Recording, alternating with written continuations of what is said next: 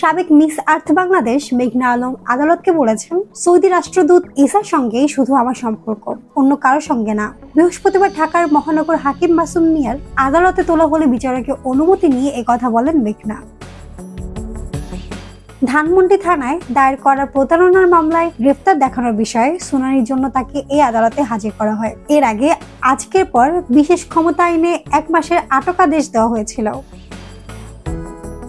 বৃহস্পতিবার আদালতে হাজির করা হলে প্রতারণা ও চাঁদাবাজির অভিযোগে রাজধানীর ধানমন্ডি থানায় দায়ের করা মামলায় মডেল মেঘনা আলমকে গ্রেফতার দেখিয়েছেন আদালত। ঢাকার মেট্রোপলিটন ম্যাজিস্ট্রেট মাসুম মিয়া তাকে গ্রেফতার দেখান। রাষ্ট্রপক্ষে ঢাকা মহানগর দায়রা জজ আদালতের public prosecutor PP Omar Faruqi তাকে গ্রেফতার দেখানোর পক্ষে শুনানি করেন। শুনানিতে তিনি বলেন, এই আসামিরা অভিনব কৌশল অবলম্বন করে বিদেশি রাষ্ট্রদূত সহ দূতাবাসগুলোতে কর্মরত বিদেশি নাগরিকদের হ্যানি ট্র্যাপে ফেলে বিপুল অর্থ হাতিয়ে নেওয়ার জন্য চক্র দাঁড় করিয়েছেন।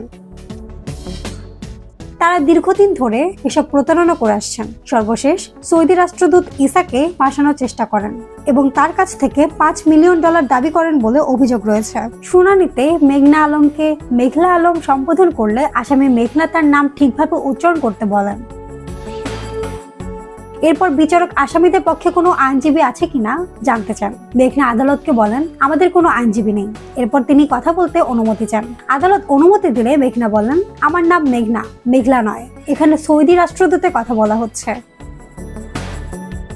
আমার প্রশ্ন যে কেউ চাইলে কি সৌদি রাষ্ট্রদূতের সঙ্গে দেখা করতে পারে? আপনারা কি তার কাছে যেতে পারবেন? এরপর বিচারক তাকে থামিয়ে মামলা সম্পর্কে কিছু বলার আছে কিনা জানতে চান। এরপর মেঘনা বলেন, আমাকে বিনা বিচারে জেলে পাঠানো হয়েছে। আমাকে বলা হয়েছে আমি কেন আইনজীবী পাবো না। সৌদি রাষ্ট্রদূত ইসার সঙ্গে শুধু আমার সম্পর্ক, অন্য কারোর সঙ্গে নয়। তার সাথে আমার বিয়ে হয়েছে। তিনি আরো বলেন, ঈশা অভিযোগ করেন আমি নাকি তার বাচ্চা নষ্ট করে ফেলেছি। এটা মোটেও সত্য নয়। এ বিষয়ে আমি তার সঙ্গে কথা বলেছি। এসব মিথ্যা তথ্য ছড়ানো বন্ধ করতে বলি।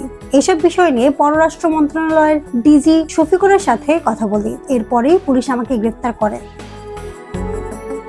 মাহমুদ আঞ্জুম বৃষ্টি, টেক্সট রিপোর্ট, কথা কম।